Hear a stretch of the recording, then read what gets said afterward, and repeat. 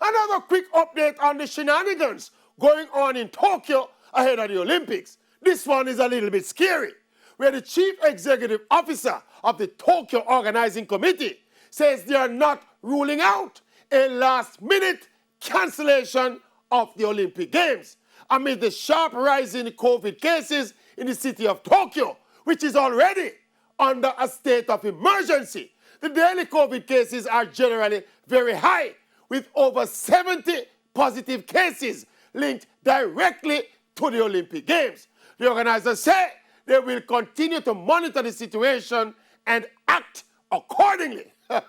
Another shocking revelation coming out of Tokyo is that the planned bubble for the influx of athletes, officials, and journalists, the bubble is broken. Yes, it is not working as it should, thus the high rate of infection. And you know, say, this is a moment for the Maverick. Yeah, man.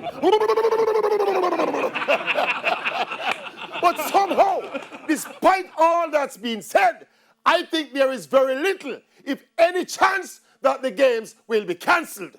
Too much time and resources have been invested in getting this show on the road.